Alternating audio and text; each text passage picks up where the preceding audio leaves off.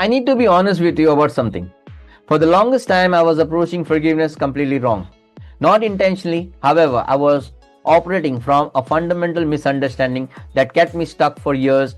And the moment I realized what I had gotten wrong, everything about my relationship with forgiveness and with my own healing completely transformed. Hi, this is Dr. Nelson D'Souza, a mindfulness and a transformational coach. I am exploring mindful approaches to emotional freedom and personal growth. This is video 5 in my Forgiveness Mastery series, and today I'm sharing the specific realization that changed how I think about forgiveness entirely. If you have been struggling to make forgiveness stick, this might be exactly what you need to hear. Let me take you back a few years ago. I was carrying a lot of hurt, betrayals, disappointments, people who had caused real damage, and I knew intellectually that holding on to resentment was hurting me more than them. I had read books. I understood the psychology. I knew forgiveness was supposed to set me free. So I tried. I really tried. I would sit down, think about the person who hurted me and say, I forgive you. I would journal about it. I would meditate on it. I would tell myself the story of their humanity, their wounds, their limitations. And for a moment, I would feel lighter. I would think, okay, I have done it. I have forgiven them. I am free now. However, then a few days later, sometimes even few hours later, the anger would come back. I would remember what they did and the resentment would flood back in. And every time that happened, I would feel like a failure. I would think, what's wrong with me? Why can't I just forgive and move on like everyone says I should? I started believing that maybe I wasn't capable of forgiveness. Maybe I was too damaged, too bitter, too broken. Maybe some hurts were just too big to forgive. And that belief kept me trapped in a cycle of trying to forgive and failing, and then judging myself for failing. Then I came across something in my research on forgiveness practices that stopped me in my tracks. It was a quote from a well-known therapist who said, forgiveness is not an event, it's a process. It's not something you do once, it's something you practice daily. And suddenly, everything clicked. I had been treating forgiveness like a light switch. Either it's on or it's off. Either I've forgiven or I haven't. But forgiveness isn't binary like that. It's not destination you arrive at and then you're done. It's a direction you move in again and again, especially on the days when it's hard. Here's what I realized. Forgiveness is a practice, not a performance. When I said I forgive you once and expected to never feel angry again, I was setting myself up for failure, because that's not how human emotions work. Our brains are wired to protect us from threats, and when someone has hurted us, our nervous system remembers the anger, the hurt, the defensiveness. Those aren't signs that you haven't forgiven. They are signs that you are human. The research backs this up. Studies on forgiveness show that it's not a single decision but a series of choices made over time. Dr. Everett Washington, one of the leading researchers on forgiveness, described it as emotional replacement, gradually replacing negative emotions with neutral or positive ones through repeated practice. Think about it like this. You don't go to the gym once and expect to be fit forever. You don't meditate once and expect permanent peace. You don't eat one healthy meal and expect lifelong wellness. These are practices, and forgiveness is no different. The moment I understood this, the pressure lifted. I stopped jumping myself for having bad days. I stopped thinking that feeling angry meant I had failed at forgiveness. I realized that choosing forgiveness again after the anger returns is actually the deepest form of forgiveness there is. So what does forgiveness as a practice actually look like? First, it means you give yourself permission to have setbacks. Some days you will feel completely free. The other days, something will trigger you and the hurt will feel fresh again. That's normal. That's not regression. That's the practice revealing itself.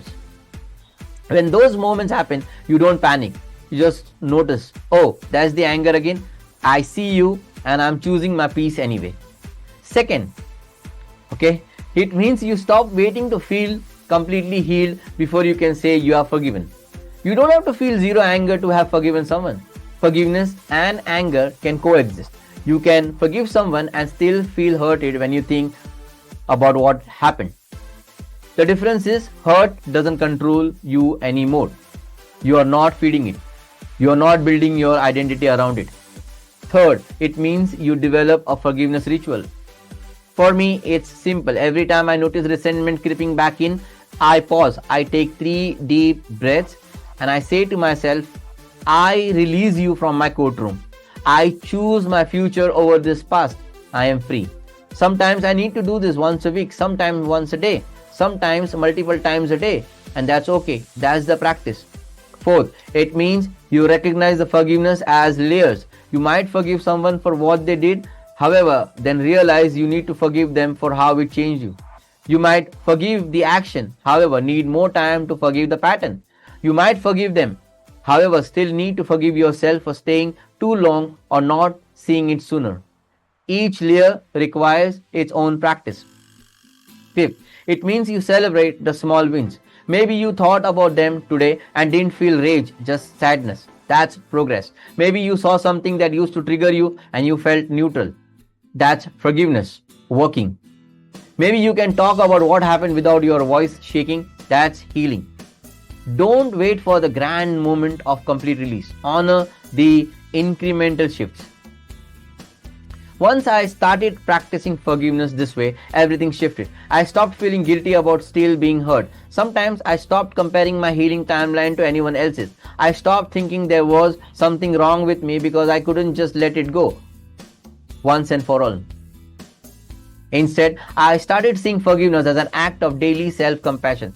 Every time I choose forgiveness again, I was choosing myself. I was choosing my peace. I was choosing my future. And that felt empowering, not exhausting. I also noticed something interesting. The more I practiced forgiveness without judging myself for needing to practice it, the less often I needed to become angry. The anger started coming back less frequently. The triggers lost their power, not because I was suppressing anything, but because I was genuinely releasing it, layer by layer, day by day. And here's the most important part. I stopped making forgiveness about them. It wasn't about whether they deserved it. It wasn't about whether they had changed. It wasn't about whether they even knew they had hurted me. Forgiveness became something I did for myself, by myself, regardless of what they did or didn't do. And my dear friends, that's freedom. Not the absence of hurt, however, the presence of choice. The ability to say, yes, this happened. Yes, it hurted, and I am choosing not to let it define my today. So if you have been struggling with forgiveness, I want you to ask yourself, have I been treating it like an event or practice? Have you been judging yourself for still feeling hurted sometimes? Have you been waiting to feel completely healed before you can say you are forgiven? Have you been thinking that needing to choose forgiveness again means you failed the first time? If so, I invite you to try something different. Do something different. Start treating forgiveness like meditation, like exercise, like any other practice.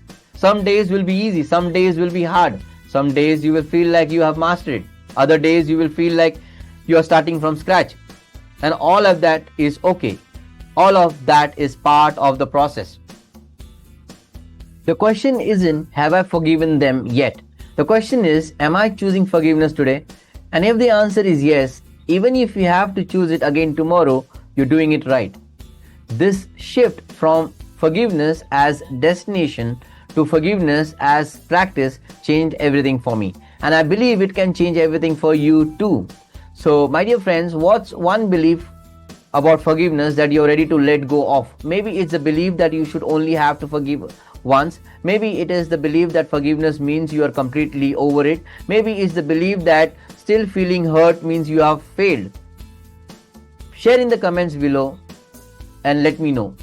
Your realization might be exactly what someone else needs to hear. This is my video 5 in my Forgiveness Master series. If you haven't watched the previous 4 on self-forgiveness, healing without apologies, and why you can't let go and what forgiveness actually means, those will give you the complete framework. And subscribe for more on emotional healing, mindfulness, and personal transformation. My dear friends, forgiveness is a practice and you're doing better than you think. Thank you.